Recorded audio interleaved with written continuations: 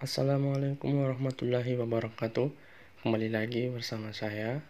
Pada kesempatan ini kita akan mempelajari materi terkait komunikasi yang sifatnya verbal dan sifatnya non-verbal. Sebelumnya, semoga teman-teman sekalian masih terjaga kesehatannya, sehat selalu, sehingga dalam melakukan aktivitas-aktivitas kesehariannya dapat dilaksanakan ya tercapai dan maksimal tentunya. Secara umum ya, untuk menyampaikan pesan-pesan kepada seseorang itu dapat menggunakan tulisan dan secara lisan. Nah, adapun untuk menerima pesan, seseorang itu dapat menggunakan pendengaran atau lewat melalui pembacaan. Nah, komunikasi verbal itu merupakan suatu bentuk komunikasi dalam penyampaian informasi dan pesan kepada pihak lain atau masyarakat lain, baik secara lisan ataupun tulisan. Dapat pula didefinisikan bahwa komunikasi verbal itu merupakan suatu bentuk komunikasi yang menggunakan bahasa verbal sebagai simbol, di mana simbol merupakan simbol yang menggunakan satu kata atau lebih. Bahasa ini sendiri ya didefinisikan sebagai suatu perangkat simbol, artinya terdapat beberapa simbol yang memiliki keterkaitan antara satu dengan yang lainnya dengan aturan untuk mengkombinasikan simbol-simbol tersebut yang digunakan dan dipahami sebagai suatu bentuk komunikasi.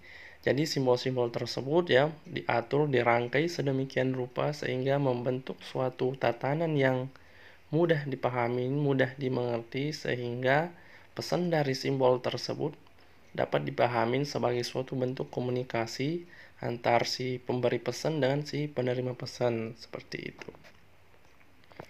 Kemudian yang kedua yaitu bentuk komunikasi verbal itu sifatnya sebagai mengirim pesan, artinya menyampaikan pesan atau informasi yang merupakan suatu bentuk komunikasi antar dua orang atau lebih, di mana isi dari komunikasi atau percakapan tersebut merupakan suatu informasi yang tentunya bisa dianggap penting.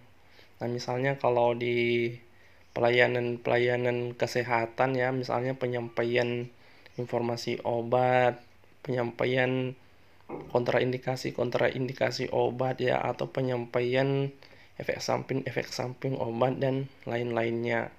Kemudian bagian yang kedua ya, bentuk komunikasi verbal itu adalah menerima pesan. Artinya si receiver ya di sini dia itu menerima pesan apa aja atau menerima informasi terkait hal-hal yang misalnya kalau dalam konteks kesehatan terkait penyakit-penyakit yang diderita, terkait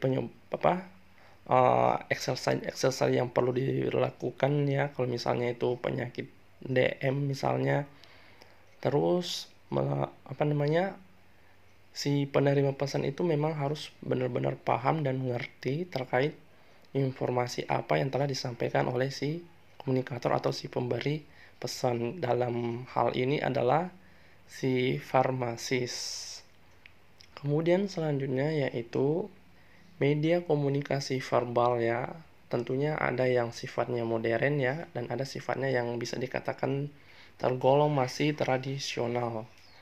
Nah, yang pertama kita melihat media komunikasi verbal itu yang sifatnya modern ya. Kita bisa melihat ada email, ada voicemail, kemudian ada instant message ya, bisa dikatakan di sini satu bentuk aplikasi-aplikasi percakapan yang modern saat ini, misalnya aja WhatsApp atau Line atau Facebook atau IG mungkin atau yang lain-lain sebagainya ya. Kemudian yang keempat itu adalah terkait video ya, video mediated communication. Nah, misalnya video conference ya atau teleconference. Kemudian media komunikasi verbal yang selanjutnya adalah yang lain-lainnya. Jadi inilah merupakan bentuk-bentuk media komunikasi verbal yang sifatnya modern atau kontemporer. Nah, kemudian yang selanjutnya adalah media komunikasi verbal yang sifatnya tergolong dalam bentuk tradisional.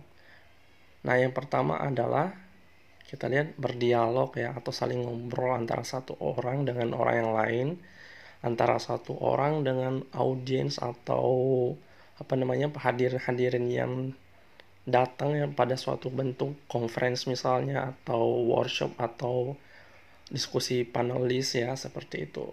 Kemudian yang kedua adalah menggunakan telepon. Kemudian yang ketiga adalah menggunakan koran ya, atau surat kabar. Kemudian selanjutnya menggunakan brosur, misalnya leaflet juga bisa, kemudian buletin juga bisa, poster juga bisa ya. Terus selanjutnya adalah menggunakan memo ya, yang terus buletin ya, yang telah dikatakan tadi, dan lain-lainnya. Nah, bentuk komunikasi yang tidak tergantung pada penggunaan komputer itu bisa dikatakan suatu media komunikasi yang sifatnya tradisional, dan tentunya media komunikasi yang verbal dalam golongan tradisional itu ya merupakan suatu bentuk media yang digunakan yang zaman dulu sampai sekarang itu masih bisa dikatakan sangat efektif. Nah, misalnya aja kan berdialog nih atau tatap muka. Nah, terkadang orang itu misalnya kalau melalui by telepon gitu kan, atau by email atau surat gitu, nah itu nggak bakalan efektif. Takutnya atau terkadang terdapat hal-hal yang sifatnya misperception atau miscommunication.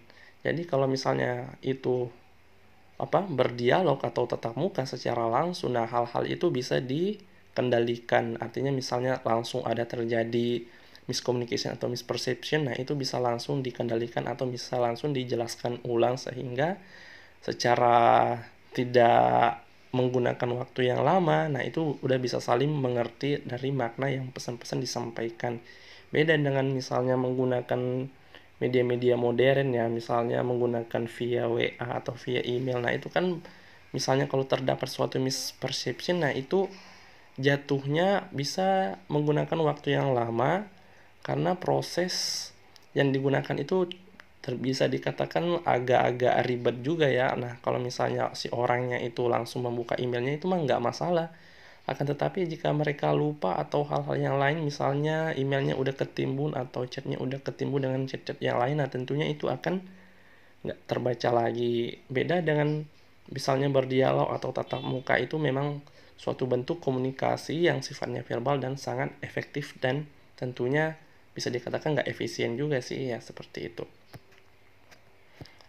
Kemudian yang selanjutnya adalah aspek dari komunikasi verbal ya. Yang pertama kita bisa melihat adalah terkait kosakata atau vocabulary ya. Yang pertama adalah kosakata atau pembendaharaan kata-kata.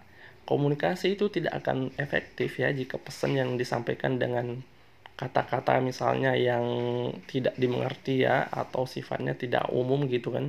Nah, oleh karena itu pengolahan kata itu menjadi penting dalam suatu hal atau suatu proses komunikasi, sehingga baik si pemberi pesan atau si penerima pesan itu mendapatkan suatu pemahaman atau persepsi yang sama tentunya nanti, sehingga informasinya bisa dikatakan efektif karena udah saling ngerti, udah saling paham, artinya mempunyai satu kesamaan persepsi seperti itu. Terus yang kedua adalah terkait intonasi. Nah, intonasi ini juga ya mempengaruhi arti pesan ya secara dramatik ya, sehingga pesan akan menjadi lain artinya bila diucapkan dengan intonasi suara yang berbeda. Nah, salah satunya intonasi ini ya misalnya dengan adanya dialek-dialek ya antara orang yang satu dengan orang yang lain, karena adanya perbedaan budaya atau perbedaan tradisi ya, misalnya adanya aksen-aksen atau adanya logat-logat yang berbeda. Nah, terkadang antara orang yang melakukan komunikasi itu, karena adanya suatu perbedaan ini dialek ya, aksen atau logat, nah itu akan membuat komunikasi tersebut bisa dikatakan tidak seefektif ya, atau nggak maksimal komunikasinya karena adanya perbedaan hal-hal yang tersebut seperti yang tadi saya katakan. Nah, jika hal ini terjadi ya, orang yang satunya itu atau si penerima pesannya itu memang nggak bisa dikatakan belum secara umum ya, artinya dia belum terlalu familiar terkait logat-logatnya, misalnya atau aksen-aksen oleh si pemberi pesan. Nah, itu merupakan hal-hal yang perlu diperhatikan juga tentunya. Kemudian yang ketiga itu terkait ritme atau kecepatan. Nah, komunikasi itu akan lebih efektif dan sukses ya bila kecepatan berbicara itu dapat diatur dengan baik, tidak terlalu cepat dan tidak terlalu lambat. Takutnya kalau misalnya orang berbicara itu menggunakan ritme yang cepat, nah pesan-pesan itu bakal nggak maksimal tentunya, karena ada orang ya yang nggak bisa menyerap atau nggak bisa menangkap pembicaraan-pembicaraan yang disampaikan dalam memiliki ritme yang cepat seperti itu, sehingga kemudian kecepatan atau ritme ini sangat diperhitungkan atau dipertimbangkan dalam menyampaikan suatu bentuk informasi. Kalau misalnya orang itu nggak masalah atau mudah menangkap atau menyerap informasi-informasi yang disampaikan secara cepat, nah itu mah nggak masalah. Tapi beda halnya jika orangnya itu kebalikan dari orang tersebut, seperti itu. Kemudian yang keempat yaitu lugas ya, artinya singkat dan jelas.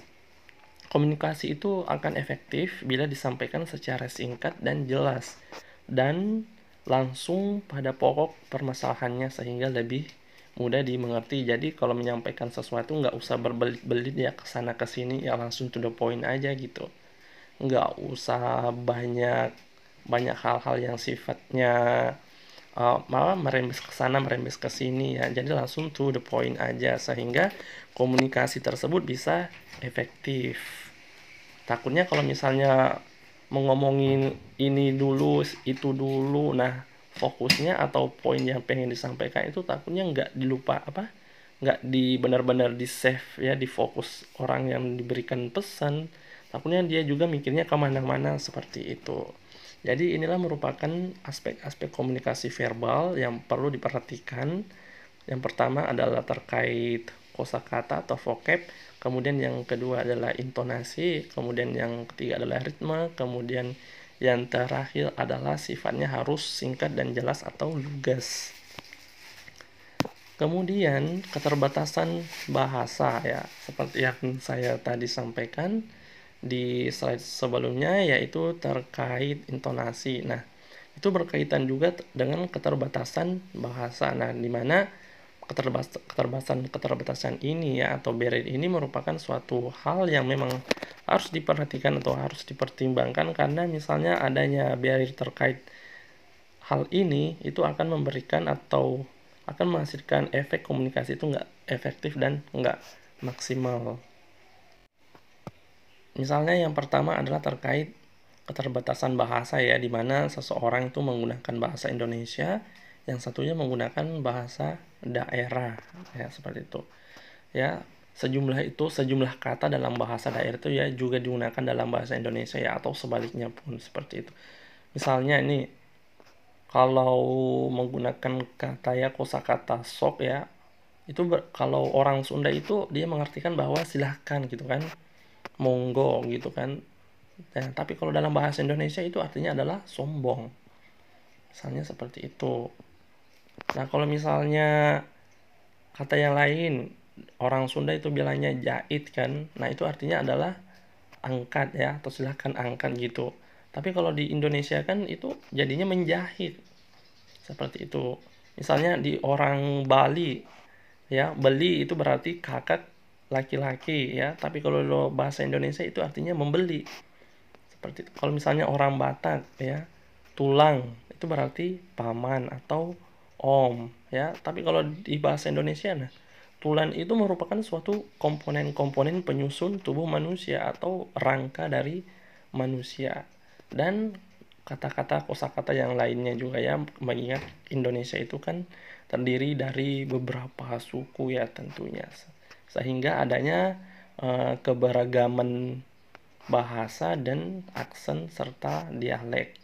Kemudian selanjutnya kita melihat adalah bahasa daerah versus bahasa daerah. Nah, ini yang merupakan suatu barrier bahasa yang agak repot ya tentunya, karena menggunakan bahasa daerahnya masing-masing. Kalau misalnya ada suatu bentuk percakapan atau komunikasi, artinya itu nggak bakalan nyambung sama sekali, sangat jauh dari keefektifan atau kemaksimalan suatu komunikasi yang berlangsung. Nah, konsekuensinya adalah dua orang yang berasal dari budaya yang berbeda itu boleh jadi mengalami kesalahan ya ketika mereka menggunakan kata-kata atau bahasa-bahasa daerahnya ya, seperti itu. Jadi ini merupakan barrier yang bisa dikatakan cukup berat ya, artinya ribet banget kalau antara bahasa daerah ketemu dengan bahasa daerah dalam suatu komunikasi seperti itu. Kemudian yang selanjutnya adalah terkait komunikasi yang sifatnya non verbal ya. Tadi udah disampaikan di slide-slide awal bahwa komunikasi itu terbagi atas dua, ada yang sifatnya verbal atau ada juga yang sifatnya non verbal. Dan untuk komunikasi yang verbal tadi udah kita ulas ya secara singkat ya. Terus selanjutnya kita akan membahas terkait komunikasi yang sifatnya non verbal. Di sini saya cantumkan seorang filosof ya, tentunya yang merupakan dia memiliki keahlian dalam ilmu-ilmu linguistik ya. Misalnya si Bert Wistel ini menyatakan bahwa 65 hingga 70% itu pemaknaan sosial dari suatu interaksi itu dikirim melalui perilaku yang sifatnya non verbal. Kemudian si Mehrabian ini mengatakan bahwa dia tuh mengestimasi 93% dari pemaknaan sebuah pesan dapat diperkirakan itu bersumber dari komunikasi yang sifatnya non verbal seperti itu.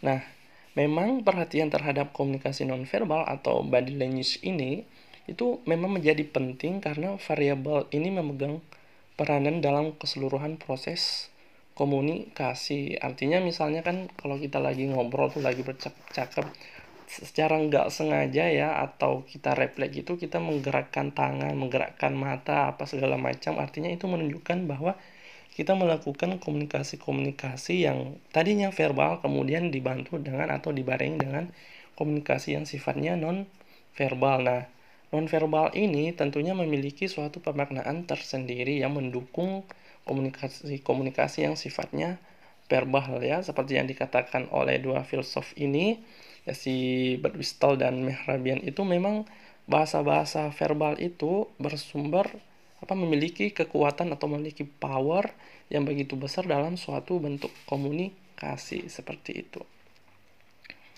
Nah, ini merupakan bagian-bagian ya atau contoh-contoh dari komunikasi-komunikasi yang sifatnya verbal atau ya bisa kita katakan bahasa tubuh atau body language ya. Yang pertama kita bisa melihat di sini adalah suatu gestur ya, gestur. Jadi gestur tubuh itu memang merupakan suatu bentuk hal dari komunikasi verbal yang menunjukkan apakah kita itu sebenarnya tertarik atau sangat antusias dalam melakukan suatu komunikasi. Nah, misalnya aja ya kan, kalau lagi komunikasi itu gestur tubuh kita itu misalnya selalu gerak-gerak kemana ya, atau paling gimana gitu, membelakangin. Nah, itu kan merupakan suatu bentuk bahwa menyatakan dia nggak mau berkomunikasi lagi gitu, seperti itu. Nah, dia nggak antusias lagi, dia nggak tertarik lagi. Kemudian yang selanjutnya adalah ekspresi wajah. Nah, ekspresi wajah ini kan kita juga bisa menilai bahwa jika kita melakukan suatu komunikasi, jika ekspresi wajah pembicara atau mungkin lawan bicara kita udah mulai berubah dari yang sebelumnya yang awalnya bisa dikatakan drama gitu kan, karena senyum-senyum dan sebagainya, nah itu mah nggak masalah. Akan tetapi jika ekspresi wajahnya udah berubah, misalnya mengkerut ya atau gimana gitu dan lain-lainnya, atau manyung-manyung seperti itu, nah itu udah menandakan bahwa si penerima pesan atau rekan berbicara kita udah mulai nggak tertarik atau dia udah bosan kali, atau mungkin ada hal-hal yang lain yang pengen dikerjain tapi kita masih mengajaknya atau melakukan pembicaraan terkait hal-hal yang kita ingin sampaikan seperti itu. Kemudian yang ketiga yaitu kontak mata. Bahasa tubuh yang selanjutnya adalah kontak mata. Nah, kontak mata ini merupakan suatu hal ya dari bahasa tubuh itu sendiri. Artinya kalau kita melakukan percakapan atau komunikasi kepada seseorang, itu kontak mata itu memang menandakan bahwa orang-orang ini fokus ya, artinya dia itu memperhatikan kita sehingga orang itu juga akan memberikan respon ya, respect kepada kita bahwa kita ini kita ini saling berkomunikasi yang tentunya dalam artian ya jangan diacuhkan gitu. Artinya kita saling saling respect gitu ya. Jika kontak mata ya, ada kan memang orang itu kalau berkomunikasi dia itu nggak saling melihat kontak mata ya, kontak matanya itu sangat jarang terjadi. Nah, akan tetapi memang ada hal-hal ya yang memiliki kepercayaan bahwa itu jangan memandang mata orang kalau melakukan komunikasi ya, apalagi berbeda jenis kelamin. Nah, itu saya nggak masalah sih soal itu, artinya kalau misalnya nggak bisa atau nggak mampu bertatap mata atau menatap mata lawan bicara kita, mungkin kita memperhatikan bagian-bagian yang lainnya yang ada di wajahnya, jadi seakan-akan orang itu merasa bahwa mata kita ditatap, artinya fokusnya orang itu memang benar-benar fokus, akan tetapi sebenarnya nggak melihat matanya ya. Nah, itu nggak masalah sebenarnya. Jadi kita melihat bagian yang lain aja kalau misalnya kita menganut ya kepercayaan-kepercayaan yang jangan melihat mata orang langsung jika melakukan suatu bentuk komunikasi. Artinya kontak matanya dijaga. Kemudian yang selanjutnya itu adalah kontak fisik. Nah, kontak fisik ini bisa diartikan bahwa misalnya kan suatu komunikasi itu misalnya orang itu nggak fokus lagi. Terus kita refleks aja tuh atau kita memberikan suatu kontak fisik misalnya menepuk bahunya atau menepuk tangannya kan, artinya mengembalikan si fokus orang itu tadi dalam hal perbincangan-perbincangan atau obrolan-obrolan yang telah kita lakukan bersama dia. Seperti itu. Terus yang selanjutnya adalah postur tubuh. Nah, postur tubuh ini merupakan suatu kesan pertama ya kalau kita melakukan suatu bentuk komunikasi, apalagi misalnya di atas panggung. Dalam hal ini adalah melakukan suatu seminar atau talk show atau conference gitu kan. Nah, postur tubuh itu benar-benar harus menjadi suatu daya kesan ya, atau penampilannya itu memang harus benar-benar bagus ya, artinya benar-benar menarik sehingga si audiensnya itu begitu antusias juga ya, begitu tertarik juga, interesting mungkin seperti itu, sehingga kemudian apa-apa atau pesan-pesan yang kita bakalan sampaikan pada event tersebut, nah itu akan memberikan suatu dampak yang maksimal dan efektif. Kemudian yang terakhir adalah terkait jarak. Jadi kalau kita lagi ngobrol itu jarak ini perlu diperhatikan ya, apalagi bertatap muka nih antara satu dengan orang yang lainnya, jadi satu orang dengan satu orang. Nah, kalau misalnya kita udah kenal ya atau udah bisa dikatakan bersahabat dengan lawan bicara kita, itu jaraknya nggak masalah ya, misalnya kalau terlalu dekat. Nah, akan tetapi ini akan bermasalah jika orang yang dilawan bercakap-cakap itu kita belum kenal, artinya kita baru pertama kali mengenal orang itu, kita pertama kali bertemu dengan orang itu, tentunya jarak itu harus benar-benar diperhatikan karena takutnya orang itu merasa nggak nyaman ya, nggak enak kok orang ini langsung ngobrol terus jaraknya deket banget, mepet banget, kayak sok kenal aja gitu kan, seperti itu ya. Misalnya juga jarak ini perlu diperhatikan terkait kondisi yang sekarang juga ya, adanya wabah atau COVID-19 itu. Nah, jarak ini perlu diperhatikan ya, kalau bisa ya sekitar 2 atau 3 meter lah kalau melakukan suatu bentuk komunikasi yang memang orang itu adalah orang yang baru di kehidupan kita. Beda halnya kalau dengan udah kenal ya, dalam hal ini adalah keluarga misalnya, sahabat misalnya, nah itu nggak masalah. Nah, inilah merupakan ya bahasa tubuh ya, body language ini yang merupakan bagian-bagian dari komunikasi yang sifatnya non verbal ya, yang tentunya akan memberikan suatu bentuk pemaknaan yang memiliki arti dalam proses komunikasi itu, artinya mendukung informasi-informasi atau pesan-pesan yang kita sampaikan kepada lawan bicara kita, seperti itu. Nah, tadi saya udah bahas ya terkait gestur. Nah, kita bisa melihat di sini adalah gerakan-gerakan tangan ya, terutama itu digunakan untuk mengutamakan sesuatu atau membantu menggambarkan sesuatu gitu. Artinya memberi kode-kode ya, isyarat-isyarat. Misalnya memberikan isyarat tanda jadi atau oke atau yes. Nah, kita mengangkat jempol gitu kan, seperti itu. Dan ini memang digunakan secara tepat ya karena akan sangat memperkuat komunikasi ya dan meningkatkan pendengar itu lebih mengerti. Nah, misalnya kita ini lagi ngobrol terus orang itu ngang aja, artinya ngangguk-ngangguk aja. Nah, terus kita akhirin aja tuh, misalnya kalau kita udah dapet feedbacknya, artinya feedbacknya udah sepemahaman dengan kita, pemaknaan dan pengertiannya udah sama terkait informasi. Nah, kita bisa memberikan suatu gerakan tangannya, misalnya mengangkat jempol, berarti itu menandakan oh oke, dan si penerima pesan tadi udah mengertikan bahwa oh benar nih feedback saya udah seperti ini, berarti udah semakna atau sudah sepemahaman, seperti itu. Nah, ekspresi wajah ya saya jelaskan kembali bahwa memang ya kalau menyampaikan suatu bentuk komunikasi itu ya sifatnya adalah terkadang orang-orang itu menggambarkan dengan menggunakan ekspresi-ekspresi wajahnya ya, apakah dia tertarik, apakah dia nggak tertarik lagi. Nah, seperti itu. Nah, ekspresi wajah seorang farmasis nih misalnya di apotek ya, pada waktu memulai percakapan itu sangat menentukan bagaimana pasien akan menerima nasihat atau informasi-informasi yang akan diberikan. Nah, ekspresi wajah ini menggambarkan suasana hati dan emosi ya.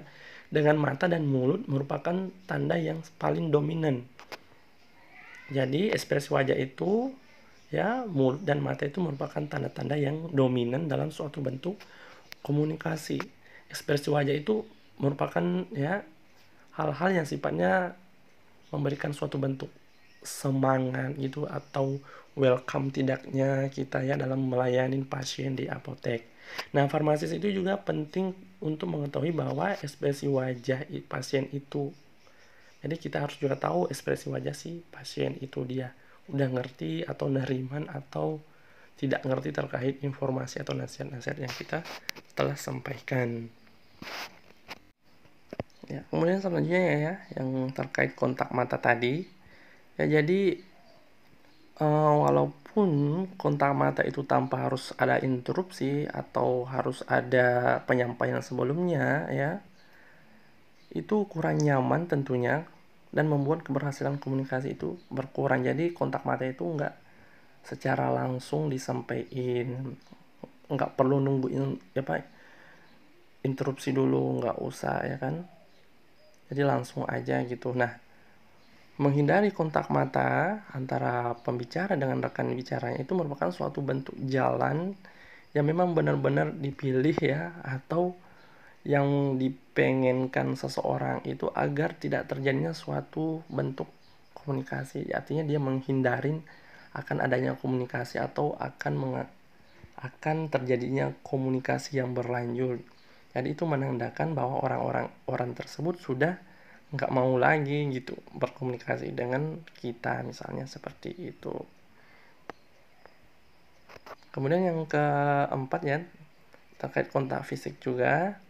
Nah, dimana kontak fisik ini merupakan segala aspek ya proses komunikasi dan dapat meningkatkan komunikasi yang verbal ya. Misalnya tadi kita menepuk bahu orang atau tangan orang itu, misalnya dia udah mulai kelihatan nggak fokus, udah nggak tertarik, nah gitu kan, atau dia mungkin lagi ada kegiatan-kegiatan atau hal-hal yang membuat dia tertarik ke sana ya, fokusnya ke sana. Nah, ketika kita melakukan kontak fisik, nah itu akan membuat orang tersebut akan kembali lagi ya, misalnya fokus kepada perbincangan-perbincangan kita, sehingga komunikasi-komunikasi yang verbal artinya obrolan itu akan kembali efektif seperti yang sebelumnya ya, seperti itu.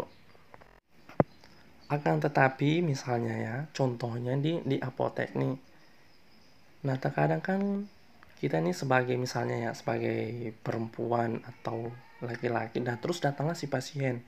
Nah, si pasiennya itu berbeda jenis kelamin dengan kita. Nah, kontak fisik ini ya, seperti yang saya katakan tadi, kalau bisa jangan dilakukan. Karena kenapa? Memang ada beberapa orang itu nggak masalah ya, artinya dalam perbedaan jenis kelamin itu nggak masalah kalau terjadinya kontak fisik ya, dalam artian seperti ini ya, bukan kemana-mana maksudnya. itu nggak masalah. Tapi kalau misalnya orang itu memiliki budaya atau tradisi ya yang sangat kental terkait apa namanya, kontak kontak fisik seperti ini, artinya dia belum familiar ya, artinya bukan orang-orang gaul gitu kan, atau memiliki apa namanya, tingkat keimanan atau keagamaan yang tinggi. Nah itu teman-teman perlu perhatikan ya, jangan sampai melakukan kontak fisik seperti ini, seperti itu. Nah, kemudian ini ya, postur tubuh. Saya sampaikan kembali bahwa postur tubuh itu kita bisa lihat ya, di sini ada 3 pembagiannya. Yang pertama bisa dikatakan posisi tertutup ya, artinya tangannya itu menyilang seperti itu. Nah, kalau ada orang yang berdiri ya dengan menyilangkan tangannya, nah ini berarti bahwa posturnya itu bersifat negatif. Artinya orang itu tidak mau memulai suatu percakapan, suatu obrolan. Jadi teman-teman harus paham juga ya terkait postur tubuh. Kemudian yang kedua yaitu kita melihat posisi kaki ya. Posisi kakinya itu arah dari kakinya itu mau kemana gitu. Nah misalnya nih, kaki orang itu nggak mengarah ke kita ya, atau mengarah ke kiri ke kanan daripada kita, itu artinya orang itu pengennya pergi. Nah, untuk mengecek apakah pendengar itu penuh perhatian atau tidak ya, jadi kita menanyakan lagi. Kalau misalnya dia cuma menyampaikan apa seadanya gitu ya, artinya itu benar-benar dia pengen pergi ya, karena terlihat udah jelas tadi posisi kakinya ya, arah tujuan kakinya itu nggak ngarah lagi ke kita, artinya udah nggak menghadap ke kita, dia tuh menghadapkan kakinya misalnya ke kiri atau ke kanan atau mungkin ke belakang ya, atau ini udah benar-benar menandakan dia pengen pergi ya kalau udah menghadap ke belakang atau membelakangin kita. Terus yang ketiga yaitu postur tubuh yang sifatnya positif ya, artinya arah tubuhnya itu memang benar-benar menghadap ya ke kita, enggak serong kiri kanan apa segala macam. Nah, jika ada orang yang badannya mengarah kepada kita atau pembicara ya, atau duduk dengan rileks ya, merupakan contoh bahasa yang bahasa nonverbal, yaitu yang membuat komunikasi tersebut akan berjalan dengan baik.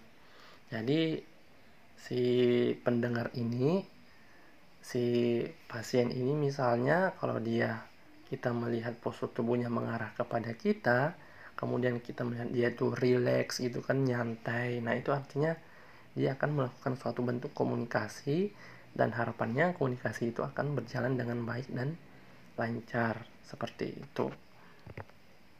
Kemudian yang selanjutnya ya ada jarak personal ya. Seperti yang saya katakan tadi ya, jarak personal itu sangat perlu diperhatikan. Kalau misalnya kita bertemu dengan orang yang baru, orang yang pertama kali kita temui, nah kita itu harus tahu juga jaraknya. Jangan mengambil jarak percakapan yang dekat gitu, jangan mepet, takutnya nanti dibilang sok kenal banget gitu kan. Nah seperti itu. Jadi di sini ada beberapa ya poin-poin yang tersampaikan bahwa jarak itu merupakan jarak-jarak yang bisa dikatakan nyaman ya. Yang pertama, ada jarak yang sifatnya umum. Nah, ini memiliki jangkauan itu sekitar 3 meter atau lebih ya. Nah, jarak ini ya yang paling umum atau yang normal kita pilih jika melakukan percakapan atau obrolan dengan orang yang pertama kali kita temuin. Kemudian yang kedua yaitu area sosial. Ya, itu jarak jangkauannya itu adalah 1 sampai 3 meter. Nah, ini juga bisa digunakan pada orang-orang yang kita temuin atau kita lakukan obrolan, itu merupakan orang-orang yang baru kita kenal. Kemudian yang ketiga adalah area personal. Jaraknya itu sekitar setengah meter hingga 1 meter. Jarak ini merupakan suatu jangkauan jarak yang merasa nyaman dengan orang yang kita kenal. Artinya orang itu kita udah kenal, seperti itu. Kemudian yang selanjutnya adalah area sahabat atau jarak sahabat. Nah, jarak untuk orang yang kita kenal ya, misalnya aja suami atau istri atau anak atau sahabat dekat atau keluarga ya. Jadi teman-teman sohib lah misalnya ya, sohib ya. Jadi ini merupakan 4 jarak ya yang teman-teman perlu perhatikan jika melakukan suatu bentuk komunikasi atau percakapan seperti itu. Nah, yang pertama yaitu adalah area umum ya, jaraknya itu 3 meter atau lebih.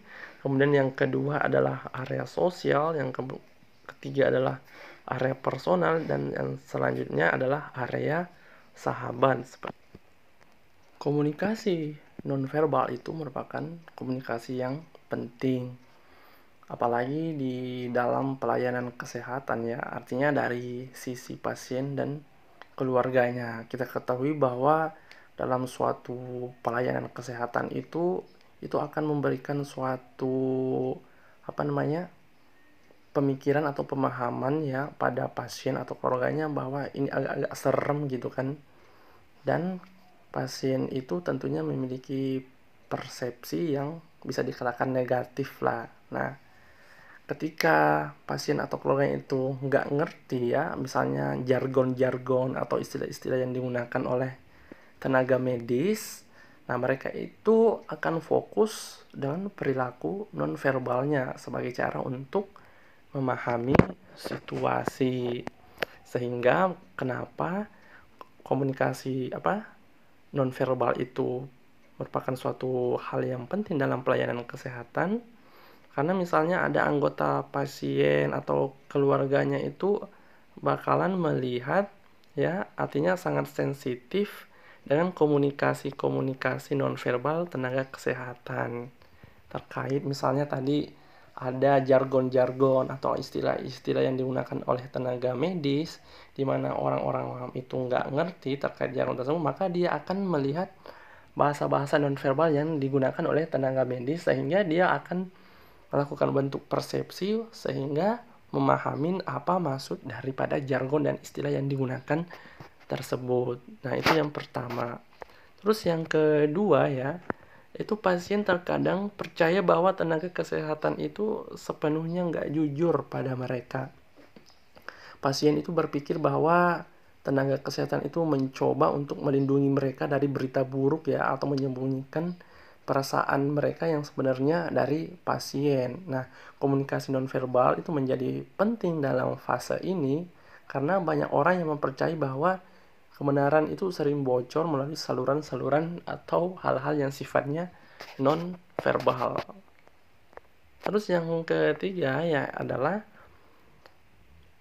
pengamatan non-verbal ini tuh biasanya dilakukan dengan mengamati wajah ya. Artinya pasien atau keluarganya itu biasa menggunakan pengamatan non-verbal sebagai alat yang dia anggap bahwa cepat untuk memperoleh informasi sebelum interaksi yang bersifat verbal ya. Misalnya raut wajahnya tenaga medis udah kelihatan oleh si pasien nanti akan menyampaikan apa kepada dirinya ya ketika dia udah ditangani. Nah, pasien ini tentu akan berpikir, wah kalau raut wajah atau ekspresi wajahnya tenaga medis itu bisa dikatakan senyum atau enak dipandang, nah itu mah nggak masalah.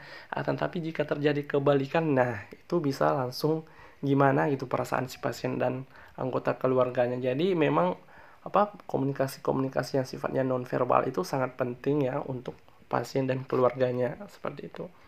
Kemudian yang selanjutnya ya adalah pasien itu sering mengandalkan komunikasi nonverbal ketika merasakan atau melihat para praktisi medis itu sangat sibuk ya atau tidak dapat didekatin. Artinya begini, misalnya ada seorang pasien tuh ya datang ke apotek lah misalnya, terus dia melihat tenaga farmasinya itu sibuk gitu kan, artinya dia melihat mondar-mandir ke sana ke sini ngurusin apa gitu kan. Tentunya si pasien yang datang tadi agak sungkan ya untuk melakukan pembicaraan ya, untuk melakukan pembukaan bicara kepada tenaga medis karena dia telah melihat kesibukan di apotek itu sendiri.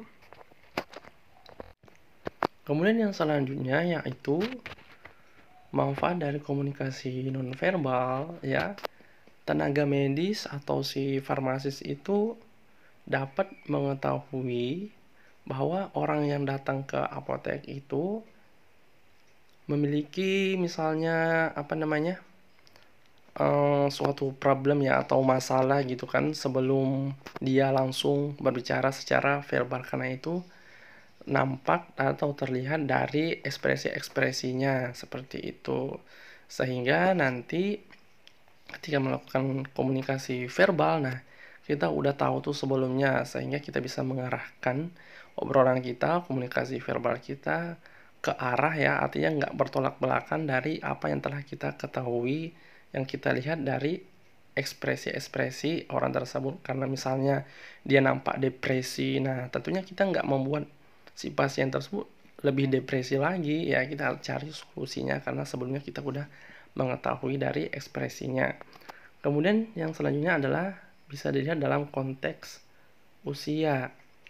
Nah, misalnya seorang lansia itu ya terkadang tidak dapat berkomunikasi secara verbal dengan baik untuk menyampaikan keperluannya apa aja. Nah, pada kondisi seperti ini, tenaga kesehatan itu mengandalkan komunikasi ya melalui komunikasi-komunikasi nonverbal ya. Misalnya ekspresinya ya, gerak-geriknya untuk memahami dan memperkirakan kebutuhan kliennya atau memperkirakan kebutuhan pasien yang datang di apotek, dia itu maunya apa. Misalnya kalau lansia kan misalnya megang-megang kepalanya, itu artinya mungkin dia migrain ya atau pusing gitu kan. Nah kalau misalnya dia megang-megang perutnya, mungkin dia lagi apa gitu, mungkin dia lagi atau mungkin dia lagi susah BAB ya dan lain-lain seperti itu. Kemudian yang selanjutnya adalah manfaat dari komunikasi nonverbal itu akan membuat atau memberikan suatu pesan ya antar tenaga kesehatan bahwa mereka itu sibuk masing-masing seperti itu. Artinya kayak gini, dalam komunikasi antar tenaga kesehatan itu karena adanya kesibukan masing-masing, maka akan menyebabkan mereka itu tidak memiliki waktu untuk melakukan komunikasi secara dalam ya, artinya secara face to face gitu kan. Nah, biasanya kalau kayak gini kondisinya komunikasi-komunikasi yang dilakukan oleh tenaga kesehatan itu cukup berlangsung dengan batasan waktu dan sifatnya singkat, sehingga digunakanlah komunikasi-komunikasi yang sifatnya non verbal. Nah, misalnya juga saat situasi darurat ya atau emergency, nah komunikasi non verbal itu menjadi lebih efektif untuk dilakukan. Jadi nggak usah banyak ngomong ya kalau dalam situasi emergency ya. Kita menggunakan komunikasi-komunikasi dalam bentuk non verbal aja. Nah, itu udah pasti dipahami antar tenaga medis seperti itu. Kemudian yang selanjutnya adalah komunikasi tertulis. Nah, komunikasi tertulis itu adalah salah satu jenis komunikasi yang sering digunakan dalam berbagai jenis urusan. Misalnya dalam pelayanan kesehatan ya, seperti surat menyurat, pembuatan resep, hasil laboratorium ya, laporan-laporan dalam apotek itu, apakah laporan keuangan, pemasukan, pengeluaran, distribusi dan lain-lain. Ya misalnya dalam pembuatan brosur ya dan berbagai macam lainnya. Itulah merupakan bentuk-bentuk atau contoh-contoh dari komunikasi tertulis yang memang di dalamnya itu merupakan informasi-informasi yang dikatakan penting. Nah, prinsip-prinsip komunikasi tertulis yaitu yang pertama adalah harus lengkap ya, kemudian ringkas, penuh dengan pertimbangan, sifatnya konkret, jelas, sopan dan benar ya, seperti itu. Jadi dalam komunikasi tertulis itu benar-benar bisa dikatakan formal gitu kan, artinya lengkap isinya, kemudian isian di dalamnya itu bisa dipahami ya, jelas bacanya ya, kita mampu membaca secara jelas dan mampu memahami secara jelas juga. Artinya kata-kata yang digunakan itu memang dikategorikan ya, disesuaikan dengan kapasitasnya yang ditujukan. Misalnya antar tenaga medis, nah itu menggunakan kata-kata dalam tulisan tersebut ya, menggunakan kata-kata medis juga. Nah, beda misalnya kalau tenaga medis dengan pasien. Nah, itu harus menggunakan kata-kata yang sifatnya umum. Jadi, pesan yang disampaikan itu benar-benar sampai atau mudah dipahami oleh orang-orang yang umum seperti itu. Kemudian fungsi dari komunikasi tertulis itu sebagai, misalnya yang pertama adalah dokumentasi. Nah, contohnya adalah surat yang diarsipkan ya dalam waktu yang lama, itu ketika akan diperlukan, nah itu dibuka kembali untuk mengetahui suatu perkembangan di masa lampau. Artinya kita memiliki database ya dalam bentuk fisik nih ya, karena adanya surat gitu. Terus yang kedua selanjutnya adalah sebagai tanda bukti tertulis yang sifatnya otentik. Ya misalnya suatu persetujuan ya, misalnya informed consent ya, kalau misalnya di rumah sakit itu ada suatu bentuk persetujuan antara si dokter dengan pasien atau keluarga pasien jika ingin diberikan penanganan ya, misalnya ini paling bisa kita lihat dalam proses suatu hal yang akan dilakukan, yaitu pembedahan atau operasi. Nah, informed consent itu benar-benar harus disepakatin dulu ya, artinya ada hitam di atas putih ya, jadi itu sifatnya otentik. Kemudian yang selanjutnya adalah alat pengingat ya atau berpikir bila mana diperlukan. Misalnya ya, surat yang telah diarsipkan, kita jika kita jika kita ingin melakukan sesuatu atau menulis surat menyurat misalnya, terus kita pengen melihat bentuknya atau melihat formatnya surat itu kayak gimana gitu kan. Nah, kita bisa membuka surat-surat yang sebelumnya yang mirip ya, seperti yang akan kita lakukan, surat yang akan kita tulis. Kemudian yang selanjutnya adalah sebagai jaminan keamanan. Misalnya ya, surat keterangan untuk melakukan perjalanan seperti itu. Misalnya ada pasien nih yang dirujuk dari rumah sakit daerah ke rumah sakit provinsi misalnya, atau ke rumah sakit kabupaten kota. Nah, itu kan memerlukan surat jalan ya sebagai jaminan keamanan. Terus yang selanjutnya adalah sebagai pedoman atau acuan dalam bertindak.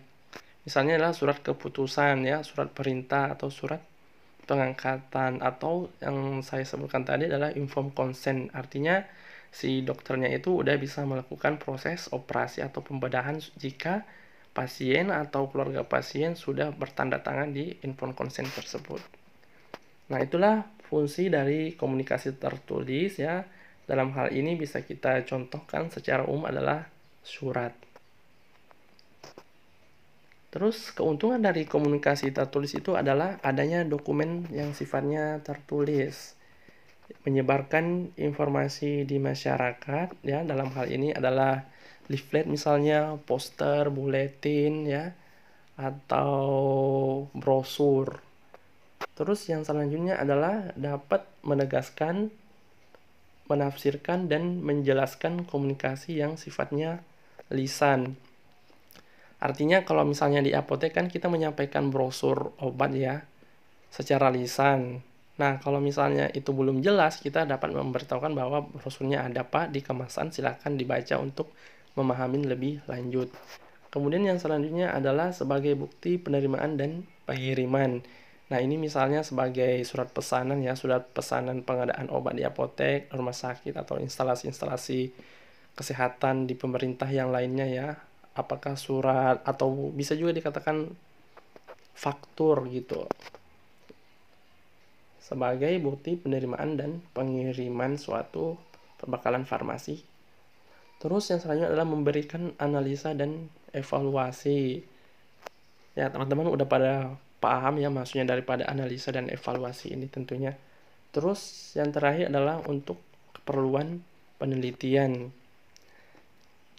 Artinya ya, misalnya kita melakukan suatu penelitian ya, atau penyusunan skripsi atau tugas akhir apabila kita melakukan penelitian yang sifatnya berhubungan dengan manusia, ya, artinya itu harus mengajukan misalnya ethical clearance ya, atau surat kode etik. Nah, itu diperlukan jika pengen melakukan suatu penelitian yang sifatnya ke manusia mungkin, atau ke hewan-hewan hewan-hewan yang dijadikan penelitian. Nah, itu diperlukan ya surat-surat ya. Nah, inilah merupakan keuntungan dari komunikasi yang sifatnya tertulis. Selain daripada keuntungan, tentunya ada kekurangan. Yang pertama, butuh waktu yang lama. Ya, ini udah bener nih. Ya, udah paham juga kan teman-teman sekalian, membutuhkan waktu yang lama. Jadi surat menyurat itu memang membutuhkan proses waktu yang lama sehingga akhirnya di ACC atau ditandatanganin. Kemudian mengeluarkan biaya yang mahal dan tinggi. Ya, misalnya biaya cetaknya ya. Misalnya kalau mau pengennya ditambahkan material lagi, nah itu kan memerlukan biaya lagi. Terus cenderung lebih formal. Misalnya harus ada nomornya, instansinya, tanggal, dan semacamnya. Kemudian berpotensi menimbulkan masalah karena kesalahan persepsi. Ya, seperti halnya ya, dalam penulisan surat itu menggunakan suatu kosakata yang bisa dikatakan kosakata itu memiliki arti lebih dari satu. Dia nggak bermakna tunggal tentunya, atau sifatnya umum atau universal. Nah, kalau misalnya disampaikan kepada orang-orang yang sifatnya misalnya orang-orang awam ya, surat ilmiah disampaikan ke orang-orang awam, tentunya ini akan menimbulkan penafsiran yang berbeda sehingga akan bermasalah ke depannya. Kemudian selanjutnya feedback yang agak susah. Ya, ini udah jelas karena membutuhkan waktu yang lama ya. Terus bentuk dan isinya tidak dapat diubah jika telah dibuat. Nah, ini juga sudah sangat jelas, artinya nggak bisa dicoret atau ditip X ya isi surat itu. Ya harus dibuat ulang lagi ya. Kalau misalnya ada yang cacat dalam surat itu, artinya surat itu harus dibuang ya atau dirusak ya. Artinya nggak berlaku lagi, dibuat lagi yang baru yang tentunya akan memuat perbaikan-perbaikan dari yang sebelumnya. Terus yang selanjutnya adalah jika penulisan narasi diksinya kurang baik, maka dapat membingungkan si pembaca atau si receiver. Ini juga udah jelas.